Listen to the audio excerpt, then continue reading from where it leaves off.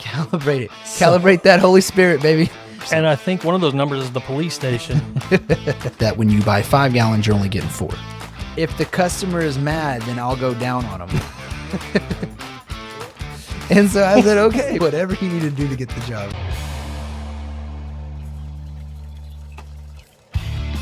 We're on air now. All right, so this is episode number 2. This is titled Ghost, Gas Pumps, and Good Decisions. My name's Adam Thompson. Thank you for tuning in to Fuelish Behavior. And this here is the MCS Petroleum Calibration Manager, Stephen Thompson. How are you doing today, Stephen? Doing well. And getting a little bit toasty before we film, make us relax a little bit on camera. This is technically number 1, but we're going to be shooting number 1 later to do the intro. Our first segment, we're going to break this down into segments, and we're going to discuss basically some fun, knowledgeable, humorous things that happen at gas stations. I will first jump into the life and the shoes of a calibration scheduler. So I guess first off, I want to know, what does your day look like? You get to the office and you leave the office, and there's about a 8 to 10 hour gap of work day. So what does that look like to you? So usually, excuse me, when I get in the office, I got to make my way through all the technicians that are still hanging out waiting for a schedule to be made. That could have been made the night before. Totally. Yeah, so that's a mess, having a lot of guys look at you saying, what am I doing today? No. How many guys are we talking about? 15.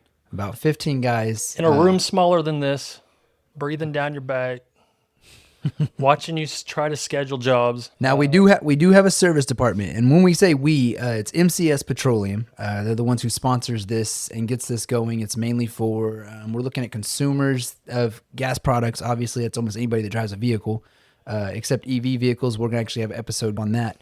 But yeah, and then you have your gas station owners. There's compliance for them and regulations, and so when we talk about we talk about MCS Petroleum.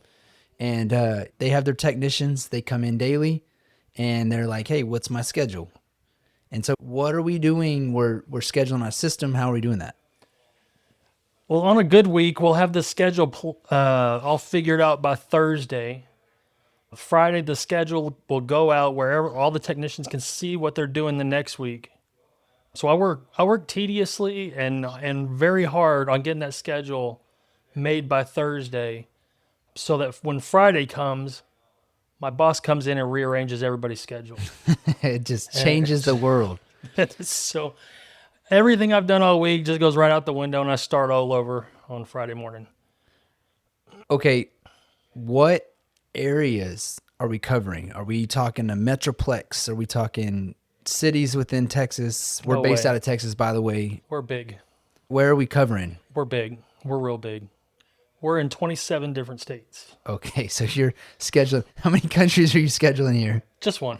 Just one country. One country. 27?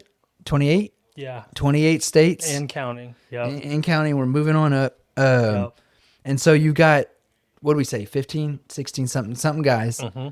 Scheduling these guys, and you're talking multiple routes. So they can go through how many gas stations a day approximately? On a good day, I would say each technician should be able to do 2 or 3 gas stations per day. Okay. So do the math of that, 2 to 3 gas stations a day. Let's say 4 days a week. I would think is about average of what they work, 3 to 4 days a week. Yep. Usually leave out Monday, come back Wednesday. Sometimes work till Thursday, depending on their week. Some guys drag them out. Some guys get them done quicker. You know, that's just the name of the game. So you're given the schedule 2 to 3 times. You can do the math and see about how many stores we're picking up. When you schedule these jobs, how do you feel? What confidence level do you feel that they're going to get them done? And that's going to jump into our next little segment here. But I'm just curious, in your mind, what are we thinking? I've been doing the scheduling for about a year now, and I'm pretty confident with the schedule that I send out to each particular technician. I know some guys will go out and eat until they're full, and they'll do a lot of stores in a week. There's some technicians that aren't as, how would you say it? Ambitious? Yeah, they don't. A lot of guys don't have a wife or children, so I try to schedule accordingly to what I know will get completed and not have to return. Good, good. So that kind of, that, like I said, at least going to lead me to my next question. The states, when we talk about compliance, so this is something that's going to get our viewers that don't care if they don't own a gas station, like, what is this doing? So we talk about compliance regulations, and every state has different compliance regulations. What can we talk about the compliance regulations portion of that? Well, Texas is really one of the states that's the easiest ones for us, and I say that because we've been dealing with Texas the longest. We're comfortable in Texas. There's a lot of states that are I would consider strict. Just the way when we arrive on site, there's a lot more we have to do on site in different states than we would have to do in Texas or even Oklahoma. And so we've got some stricter states, and it's a little bit tougher on the technicians.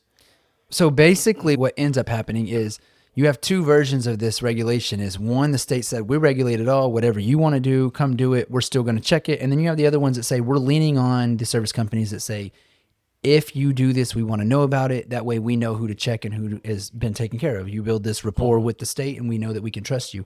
When we go to these states, when we say regulations are more relaxed, we're still going to do our job. We're still going to focus on what the regulations are, but we don't have the monitoring by the inspectors per se. And then you go to other states that the inspector's on your ass like white on rice, right? He's just breathing down your throat, trying to make sure you're doing all your stuff. And we have customers that way that want to make sure, that the job's done correctly. Yes. And so leaning on your technicians and enforcing your own protocols within the company to match regulations is about where we're at, right? Right. So when you talk about compliance, it's in two versions. We talk about compliance for the customer. We talk about compliance for the state. Compliance for the customer means that when we say that a gas pump is even, right? So it's when you pump 5 gallons, we make sure it gave you 5 gallons as a consumer. And so if they're giving the right amount, they're going to be equal on inventory. If they have 200 and said they sold 100, they should only have 100 left. And that's because the meters are even. The meters are giving out what they're supposed to. As far as the other regulation what the states look out is consumer protection. They are watching out for everybody who buys gas to make sure gas stations aren't doing the reverse, that when you buy 5 gallons, you're only getting 4. So it plays a factor in there, right? And we have to make sure our guys are doing the right protocols. Sure. Yep. So that kind of is going to push us into the consumer protection versus the customer protection. We want to definitely look out for our customer base and make sure that we're equaling them out. We're taking dispensers that are giving away fuel, right? They're taking a customer for like you and me that goes and buys fuel and says, okay, you got 5 gallons, but I gave you 6. Now I'm losing money. I'm losing fuel. So we're looking out for the customer as well. So this appeals to both worlds. We're the ones who monitor this essentially for the states. And then of course the states that monitor itself, we then monitor it for the customer to make sure the state's keeping them honest. So that it's a big deal for us. What would you say your competition looks like in twofold? One is in the industry, and then the other is in what we do particularly. To answer the second question first, I think our main focus in this company is the actual testing and calibrations of the fuel dispensers. There's a lot of other companies that do it, but that's not their bread and butter. It's kind of like a side gig for these other big companies. I believe with the fleet that we have and the amount of technicians that we have, focusing on the calibrations is key. And I believe that we're in a good spot with the contracts that we do have. Yeah, where we have our main function of the company, we branch out and do the little things. Whereas the other companies that have what we branched out, that's their main function, and they're branching out doing what we do. It's ironic that our competition becomes our customer. I always thought that was funny. I worked in places that I thought it was very ironic that you have these two big dogs in this industry and they're each other's customers because they're carrying stuff that this guy wants and they end up buying and selling to each other. So it's just ironic, kind of funny.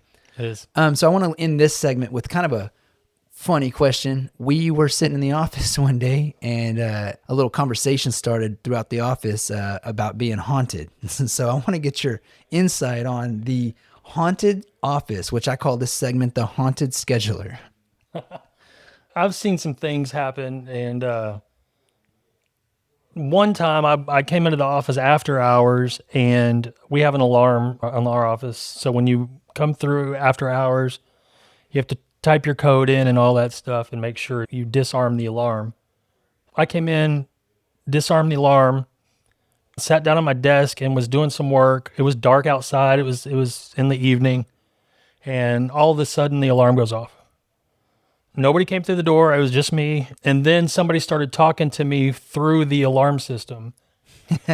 And I'm telling her, hey, that's because the alarm's going off and they're like, hey, who's in the office and why didn't it get deactivated? So they're coming on the alarm and they're also calling a couple of numbers outside of that to say, hey, do you know somebody's there? So. And I think one of those numbers is the police station. And so the alarm, I'm telling her, hey, I'm work here. I'm here. Here's my code. I'm giving her my code and it's still going off. And it was just crazy. That got situated. But no, I've seen papers fall off the wall and I've seen just crazy things, noises, and I'm sure something crazy happened in that office. So the funny thing about it is I'm one of the kind of people that creeps out. And when I originally bought this building, it's an older building, used to be a house. We actually had it zoned commercial from residential and whatnot. And I'm pretty sure there was a case of the guy probably died in that building. And I never thought twice about it. Like it never once occurred to me that, hey, there's this haunting going on or somebody had lived here that passed away. But when it started rumoring around the office and people were, oh, this happened and that happened. But there's another piece to this puzzle we're going to jump to later, and I think the third segment of this episode. But it kind of goes into how we dispatch and stuff, and we had some issues with our program, and it causes that issue there. And so it's like, hey, it's the haunting. So it always is easy to cop out and blame the haunting of the office. That was totally a recent one, and it's hit me hard this week. And I mean, it's Thursday today, so all week I've been dealing with it. And yeah, there's jobs that I've scheduled that have disappeared, and there's jobs popping up that I didn't schedule. We don't have POs for. And yeah, I don't know what's going on. Somebody's messing with me. Which is kind of scary. You know, you end up sending a guy to a job you're not supposed to do, or you're skipping jobs you are supposed to do. Yeah. So that's a scary thing, and it's a lot on your back. You know, totally. it's an intimidating position. That's why the calibration manager is the doormat. That's why right? I'm glad I'm the only one that can do it. No joke. We'll go ahead and jump into segment 2, and we'll probably reference some of the stuff from segment 1 because there's some funny stuff to pack in there. But one of the things on segment 2, this one's titled Office Shenanigans versus Calibration Chaos. So we for sure have some shenanigans in the office, would you say? Yeah. Okay. Our boss is a big one. Yeah.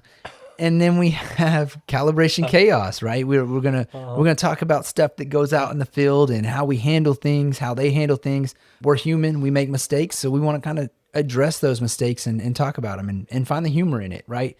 But again, point is, knowledge and humor, we mix those together and we can have fun at doing what we're doing. So the first title, and we break down in titles here, this segment, the first title of this is Endless Paperwork. It seems like, and I'm going to kind of jump into this one real quick, that the moment you feel like you're done, a dictionary of papers laying on your desk, right? And it may be electronically or it may be physical papers, but then you start digging in, you're like, oh my God, and you're sitting there digging into it. So what is your thought?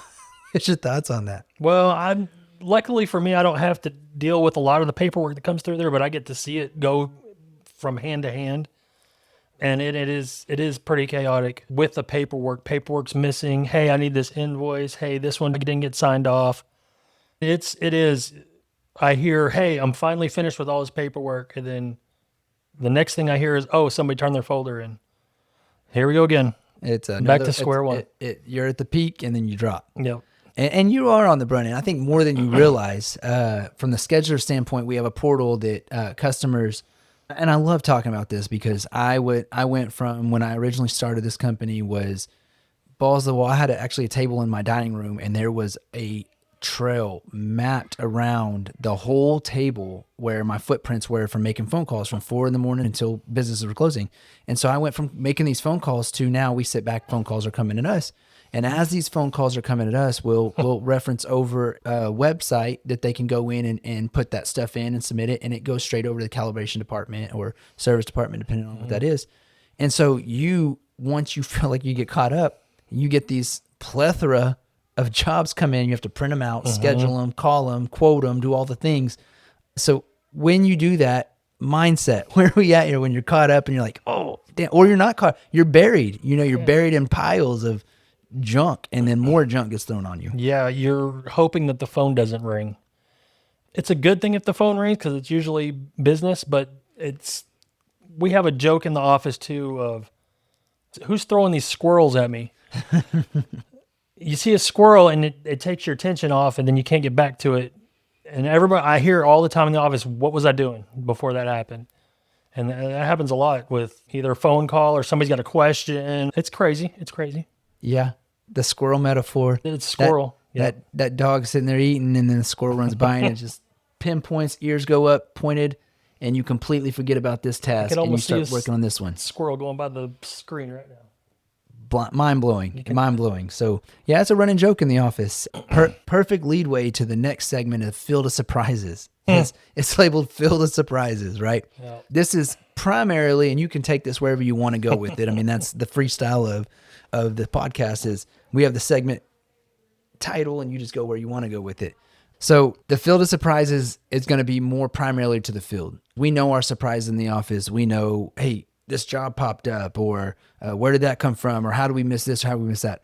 We could talk all day on that, but the Field of Surprises in the field, getting that phone call from these technicians, what would you say is, and then putting you on the spot here, but what would you say is one of the biggest field surprises you have? I can go back to when I was in the field.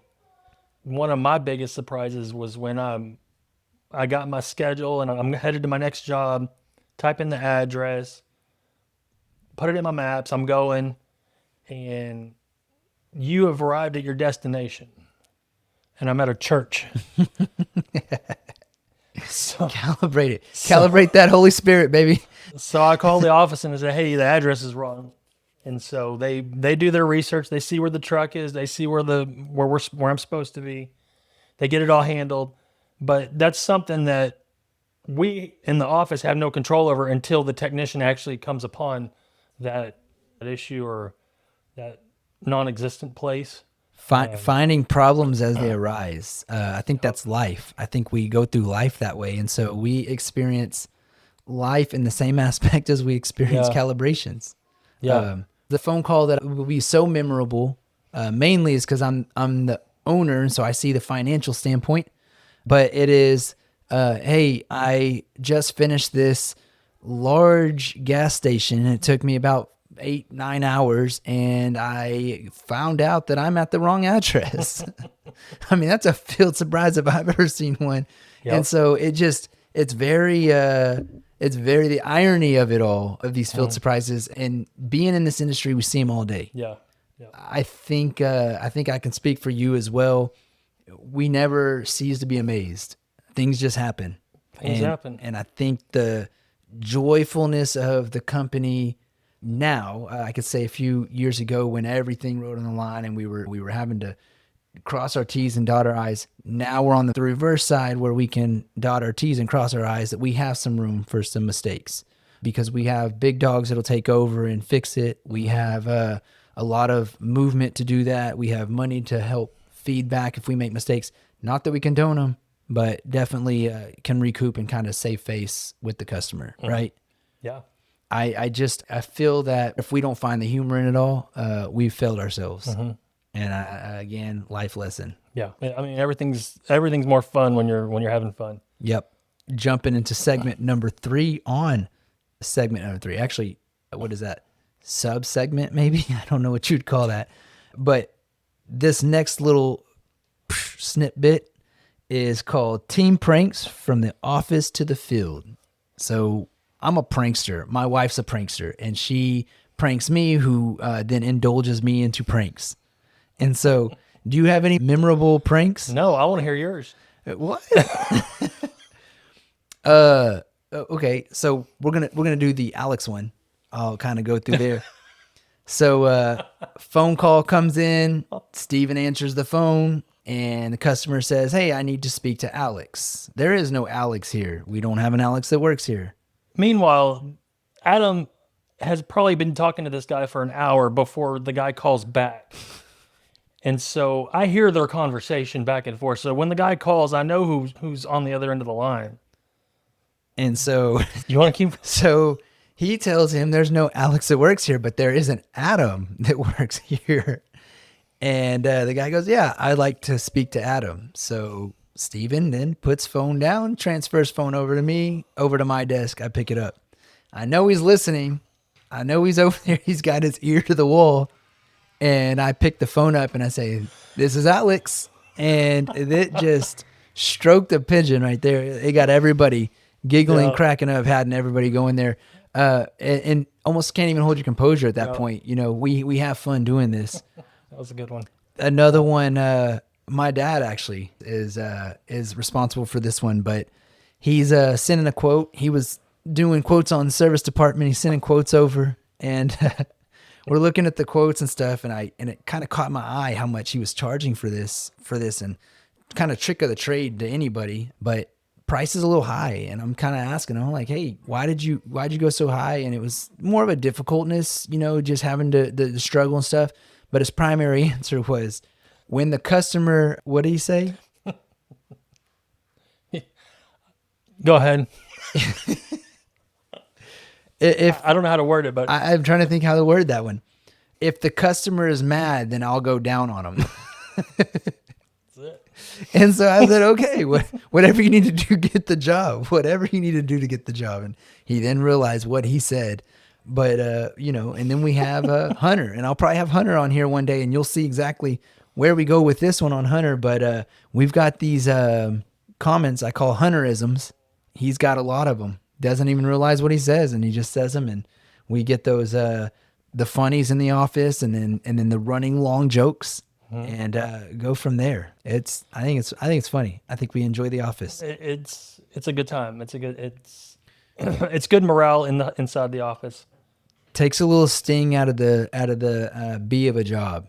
So I Yeah. think that kind of helps a little bit. Yeah. We're gonna jump into, which is kind of rewinding and fast forwarding at the same time, because we kind of talked about the scheduling system earlier. But this little segment, the sub segment, if you will, is going to be called Technology Glitches. So I think we have a few of those. It should. That glitches rhymes with another word that I'm thinking of. It is And a it son is. of a glitches. So I'll kind of give a little rundown. We use a system for dispatching CRM. I always call this the metaphor of the convertible, but we never put the top down. So basically, the system we use has all these features, and we only use it for a baseline of features that they offer. And so, and we pay, god awful amounts for it. So I said, "Hey, what if I built a program that was more custom to the company?" And that kind of sped off, and we've done that. We've got pretty far in the system, I would say. It's done pretty good. And now we are moving it from one platform to another. And in the middle of that, the last week, 2 weeks, it's had glitches. Or ghosts. And here's the ghost story. Back to the ghost story. But yeah, so what are some of the struggles we have there? Granted, you're scheduling 16, what did we say? 16 guys, something like that? Yeah. In 28 states. And so if you envision seeing all your jobs on the map of the United States, of 50 states, and 28 of those, well over half, have dots all in them, and you're having to schedule those, you would never miss. You would never know if you missed a site. True. So what happens? Let's look at an OS moment that I forgot a job in BFE, and I've got to send a guy there to do one job when he was there last week doing those. Well, usually It's not fixable.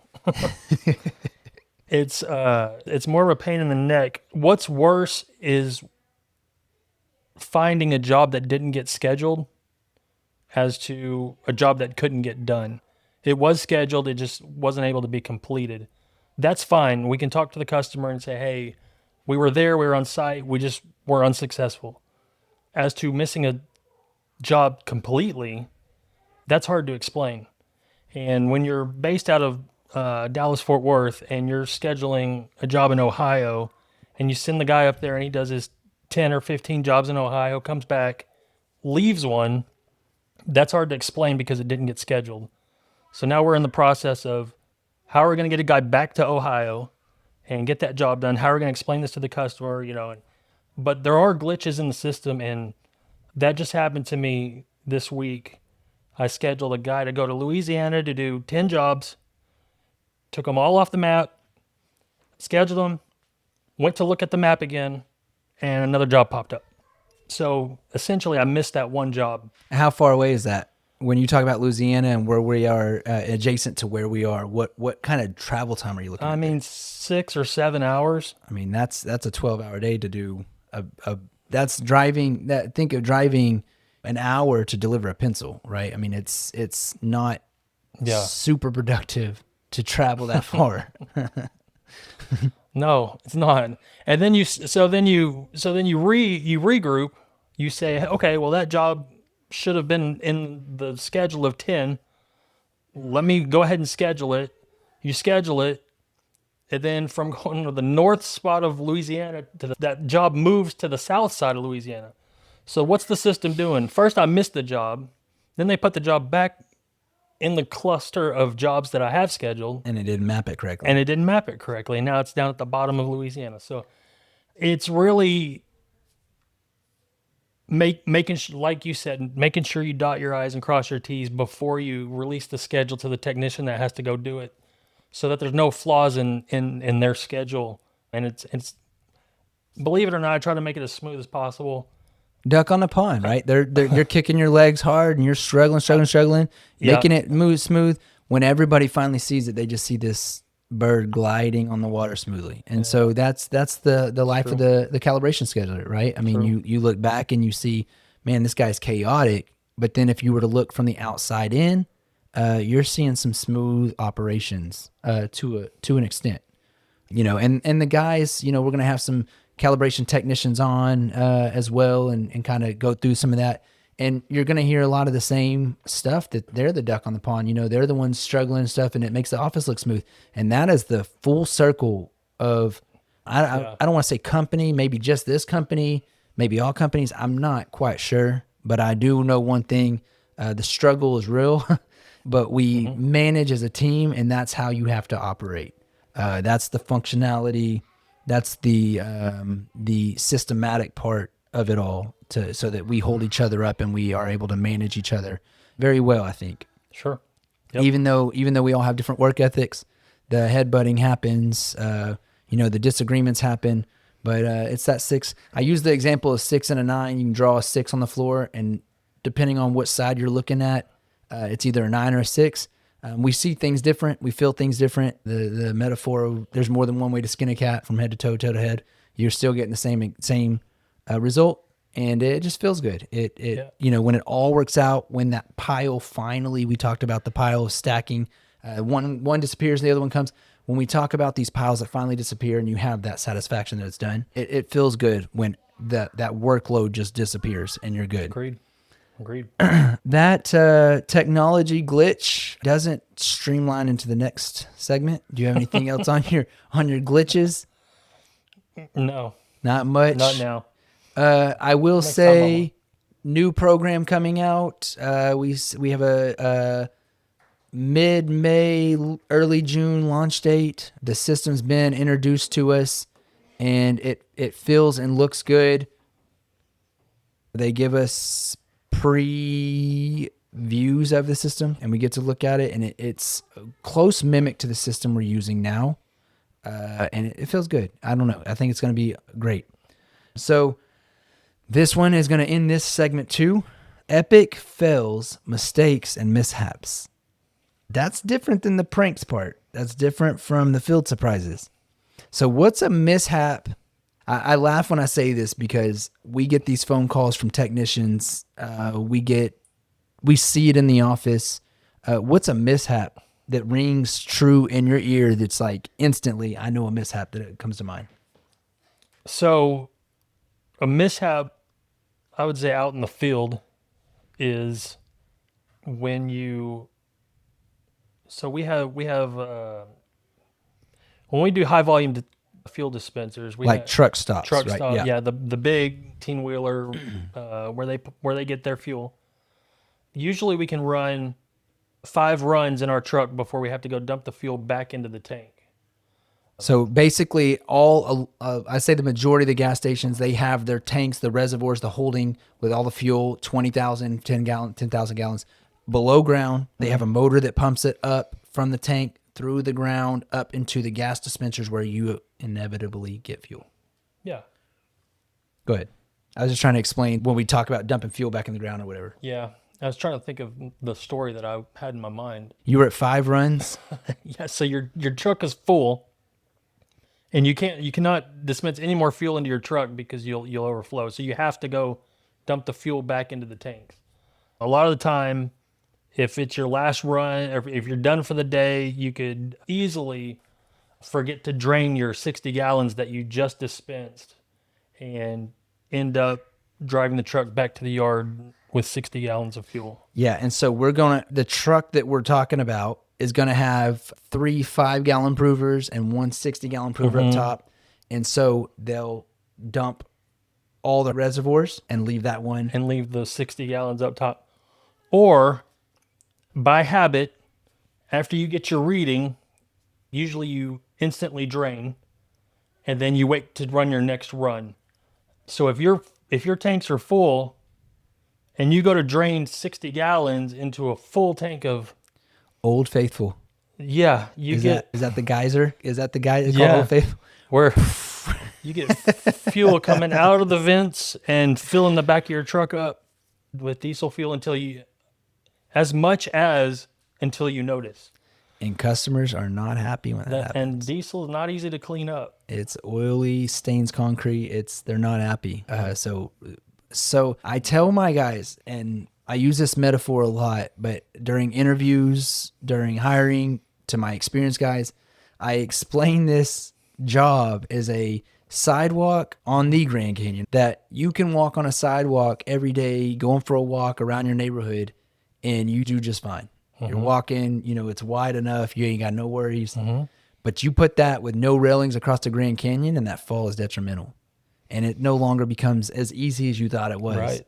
And so when I tell my guys this, your job is easy. There's a lot of procedures, but follow protocol. You'll stay on the sidewalk. But if you stray away from those procedures, you're in the Grand Canyon a long fall. Yeah. And this is one of them. Going back to dumping the fuel in the tank, we have a hose that we go and put it inside the fill tube, and we open our valve and it starts dumping that fuel in there. And if you're not standing there with it, the tank could, we could be pumping fuel over here and a delivery guy delivers fuel. So that tank is fuel and you're putting fuel in a full tank, overflowing. That's happened before. Yep. There's ways that shouldn't happen. There's preventatives for that, but some stores don't have those preventatives. So it just depends. You could be at any store and that could happen. Yeah. Well, mainly what we say, brand new stores that hadn't opened yet. And they have to have this procedure done to have all their meters checked and make sure they're all accurate before the store opens, that the state knows, hey, you're opening up, you're already not going to rip the customer off. And because there's no customers there, there's no fuel selling. So we're pumping fuel out. The alarms ring, delivery truck comes, fills the tank back up. We have fuel, they have a full tank, and we're now in a bad boat. And so when you're dumping that fuel and you're not paying attention, it overflows. You're on your phone, back turn, and now you have a river of some kind of gas, diesel running through your shoes. That's not a good day. That is a big mishap. We have those. And I, again, remind all my guys, as this job can seem boring at times, but again, a life lesson. Yeah. Where you feel bored, you beg for that day when you have a terrible day. And so we have to embrace our boredom and understand that it's the bad things that make you appreciative of good days in life. True. Yeah. True. So, all right, Yep. we'll jump right into the third segment. Easy segment. Not going to drill you on this one, put you on the spot a lot. I think you have a lot of stories on this one. But this is notable moments with customers and technicians. We've kind of stayed within the technicians' moments. In the future segments, we're going to talk about gas prices. We're going to talk about octane and ethanol. We're going to talk about different environmental compliances, consumer compliances. And so we'll go through all those segments in later episodes. And of course, we want to pass knowledge on. So when you're at a gas station, whether you're a consumer or you're the gas station, you're like, hey, I know this now or whatever. Mm-hmm. But we're going to stay in the consumer technician version of this. The customer's reactions to work, prices, and other varieties of interactions with the customers. So when we're quoting them, when they're calling in, when we're trying to explain stuff, what's an interaction? What's their reaction to some of them? Some of them are confused. Some of them know it all. Some of them have a lot of questions, and some of them want you to rephrase the same thing 50 times. I do deal with a lot with customers calling in, hey, the state's on my butt. I need to get this done. How can you help me? So we've got a website, we got a link where we send the customer, they fill out a form, it pops up a ticket on our end. We can then send them an estimate, and going off the approval of the estimate, we'll get them scheduled. That's the rundown. They'll call in asking, they'll question some things on the estimate. What's this? What's this? Why are we doing this?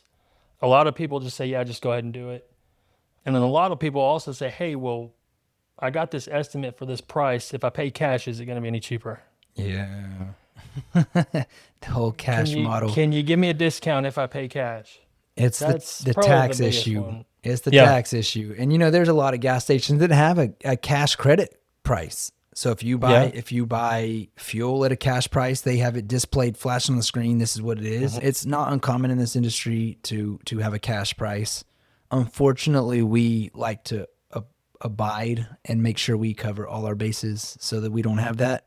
Yeah. And you get the question so many times that you get humorous answers built up that you want to respond. Yeah. What if I give you all 7 of my stores?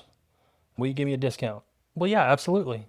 But you got to give me all 7 of your stores. By the way, I only own 1, but I plan on owning 6 more. So it's that Popeye, what's his name? Give it to me today and I'll pay you tomorrow kind of thing. Yep.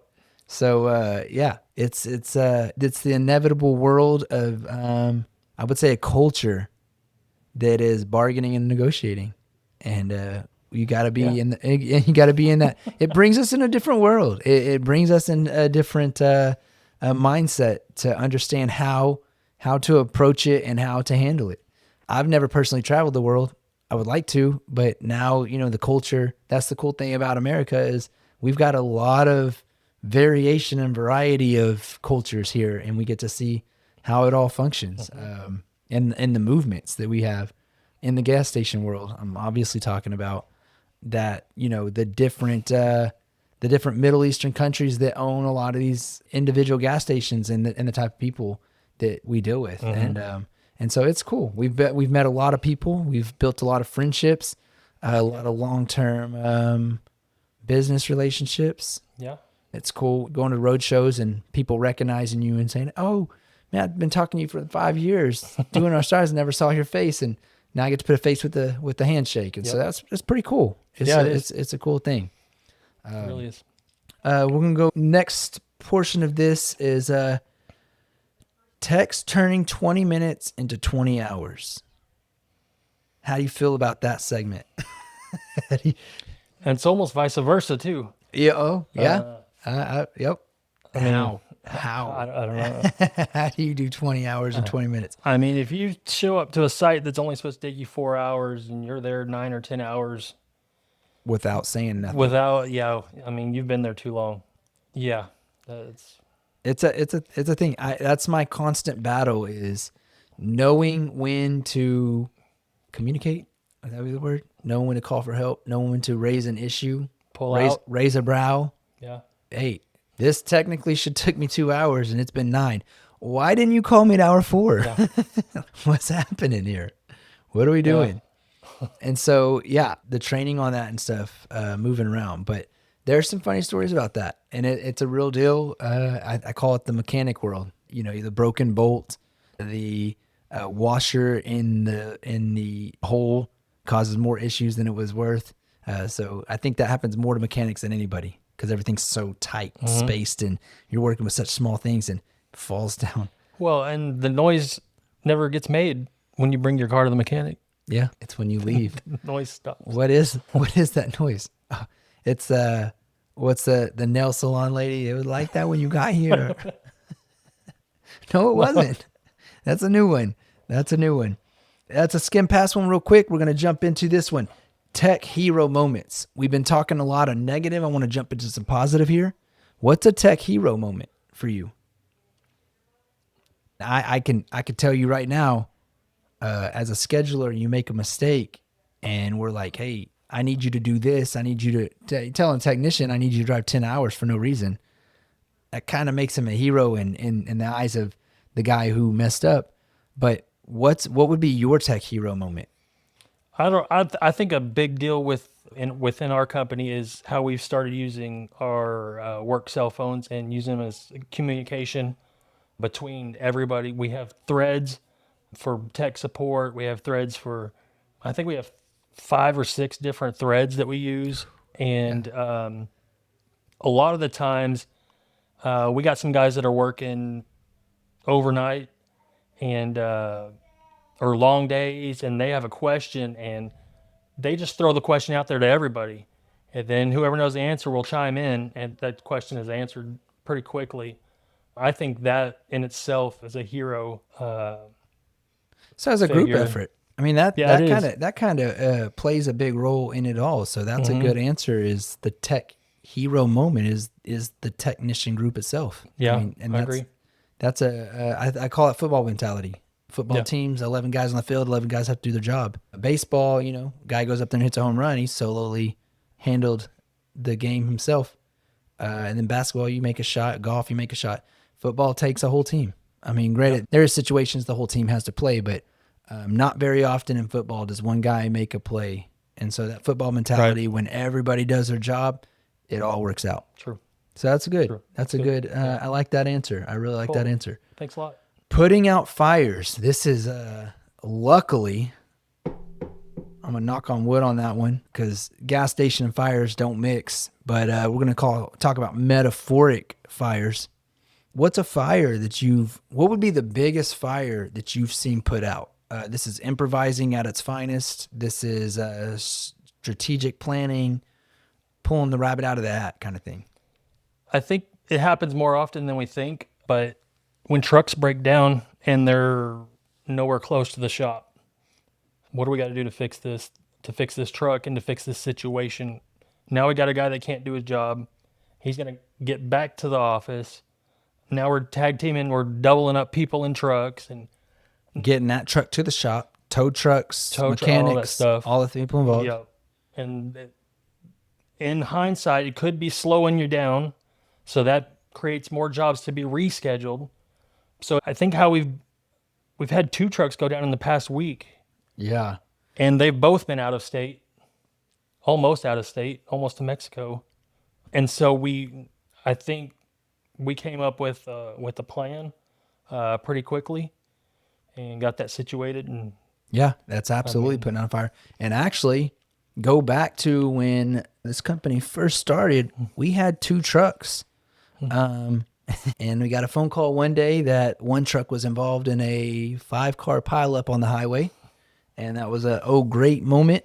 Okay, let's get a tow truck involved, get everything, get the truck shipped to the body shop, whatever we got to do, get the insurance involved. Within hours, I think, got another phone call that an Uber driver took a left-hand turn on the freeway. I remember that one real well. Square into the passenger side. I think you were the luxury I was the passenger. Pillow. Yeah. We called you the pillow guy for a while. Sitting in the side of that truck, took the brunt in. Airbags did not deploy. Yeah, it's Or did crazy. they? No, they didn't. No? I lost my hat. Lost a hat. So we replaced it with an MCS hat. If you can see that, we're good. That's a 10-year-old hat right there. I think it's a 2-week old hat. But so you get this T-bone on the freeway. Jerry, he's my office manager, will be in here. Pretty much, we'll get him on a podcast. Y'all get to meet him. He was driving the truck at the time. Gets out, is furious. How do you get T-boned on a freeway? He wants to know the answers. Runs around the truck. The driver is a 20-year-old female. Mm-hmm. Okay, and the the passenger in the back seat, 20-year-old male. Yeah. Ish, He was trying to get to work. Mid-20s, airport. I thought, wasn't he going to the airport? He was like a chef or something at the airport, and So he's Ubering to the airport, gets T-boned, so he doesn't know what to do. He's staying in the car. She gets out and passes out. she opens her door to get out, and she sees the severity of the everything, and then she passes out on the freeway. Yeah, so that stopped Jerry in his track. He don't want any part of that. I don't know if it was the mid-20 girl he didn't want to yell at, or the fact that she was unconscious. I'm not sure. It was like 6 lanes, and we were in the far left lane, and we had an exit to our left, and they were in the far right lane, and they missed that exit to our left. So she Flew across the freeway. turned at a 90-degree angle and T-boned us driving down the road. Yeah, there's been some. I'm gonna have a segment with Jerry on Rex because he's been a part of about 4 or 5, and I would say maybe 2 of those were his fault, but the rest, he had a piece of plywood off a roofing truck whoosh, right through the window, like a movie. He probably looked over at the passenger, and it was inches from his nose. Didn't know what to do, but we'll get into that whenever Jerry's on here. I got to remember to write that segment down because that's gonna be a funny one to have. Yeah. But back to the putting out fires. Anyways, so we had one truck just in a 4 or 5 car pileup. A few hours later, other truck T-bone on the freeway. 2 trucks, and both of them were close to being totaled, and we were both trucks heading to a job. So we have to reschedule the job. We have to improvise at its finest. We have to get forklifts. The equipment's 1,400 pounds. Getting those lifted up, moved, and put into new trucks, and moving. And without missing a beat, we didn't let that fire travel very far. We didn't upset customers. We didn't miss a step. We just moved. And so I will carry that as the biggest learning curve on how to handle things moving forward in the company. And we just continue to move on right there, using that same momentum. So I think that's good. We take these experiences through life and we apply them to different aspects, but I will not for 1 second take away the glory of God on that, on being able to move, that nobody got hurt, that we had the availability to take other vehicles, move them in when we didn't even own them. We just were able to rent them or whatever we ended up doing, move the equipment around, had the forklifts available, did everything we needed to do. And buying trucks, doing all this, it was the glory of God doing all that. So it was very cool moments, how this all came to play. And I think those are funny moments that when it's everything worked out and everybody's okay, we can look back and kind of laugh about it and have the stories. Again, we talk about good days and bad days. You can't keep moving forward if you can't laugh about it. So Agreed. I think that's a good Totally. one. I think our last portion of this segment number 3, and this is a good one to end everything on, is our weirdest MCS petroleum moments. What would you say the weirdest moment would be? I think I got a few. You being out in the field, you being in the office. Any ghost stories about, because mine involves homeless people. The weirdest and easy to say when you start mixing homeless people in any story and weird, you can easily. Austin has the metaphor, keep things weird. Yeah. And I had some weird moments in Austin. I think at this time you should throw a picture of our equipment so everybody can see it. Oh yeah. And I know where we're going with this. just the random. Are you gonna pitch it? What is that thing? Dorothy? The Dorothy? Not Dorothy? Well, so when I started a long time ago with this company, that was the main one.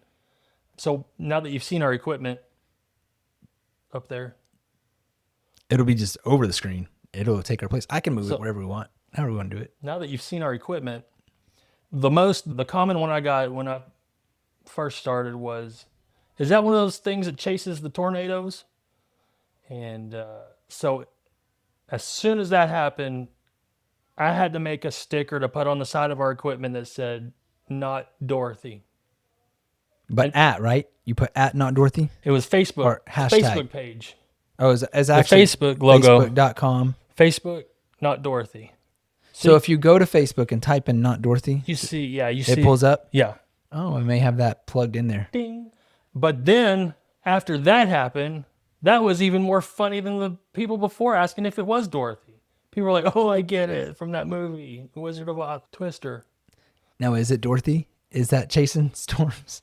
So we have a segment outside of this on the MCS Petroleum Facebook page called Calibration Chronicles. It's essentially the podcast, but it's the Chronicles of Calibration, just the things that we experience. And I personally had one that was on there that experienced the guy walking up as I'm pumping gas into this container, and he asked me if I was carrying fish.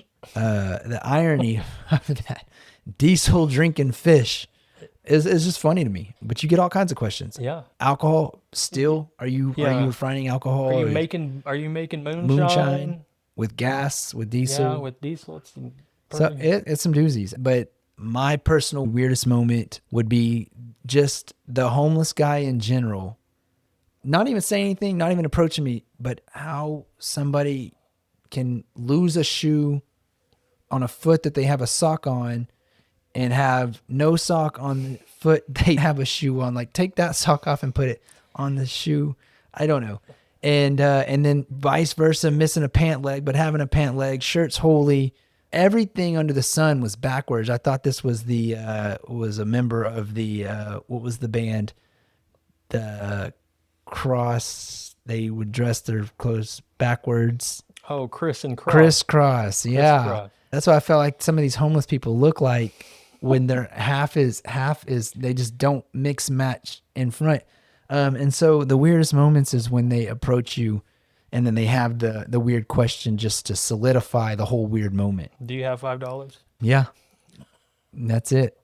The dollar one as they pull out a cell phone, it blows my mind. Or the one that has an animal. They need money. Actually, you know what? I do have a weird moment.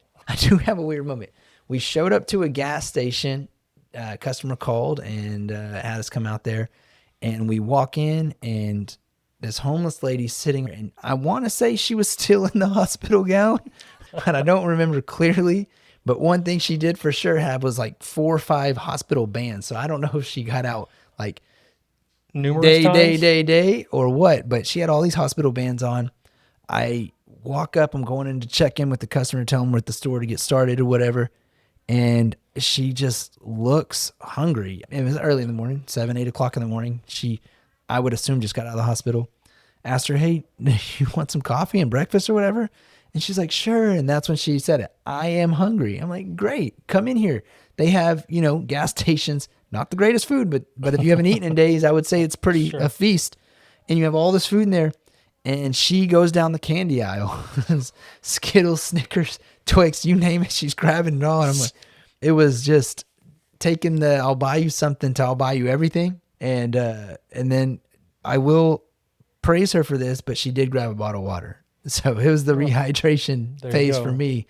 I'm like, okay, I can justify the sugar with the water. With water. But just weird moments like that, it's and most of the time it involves the homeless at the gas stations. The people of Walmart. There's a Facebook page, People of Walmart. We didn't start it, so I'm not plugging it in there. But it's funny that there's that. The people at gas stations, man. That's one you should start. That's a good one. And it needs to be videos, not pictures, from there. Yeah. Anyways, that does it for today. You got anything else you want to put in here and stuff? We'll be chopping this up and putting it out there and get on the podcast. Get on there again.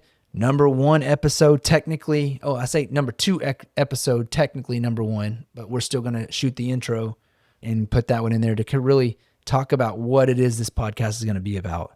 And they'll release 1, 2, and this will be the second one. So all that'll plug in here. You'll see it and you'll feel it. You'll kind of understand. Hopefully y'all made it with us this far. It wasn't too boring. Hopefully you found some humor in it. Hopefully you got some education from it. That was the 2 points of the matter here. You got anything? Nope. All right. That's it. Well, that's all we have for you today.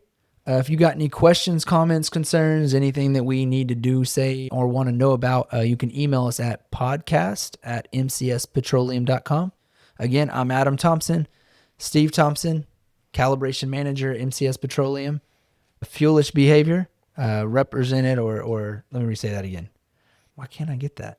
I mean, it's not hard. It's not hard. Thank you for joining Fuelish Behavior, presented by MCS Petroleum. And until next time, we will see y'all later.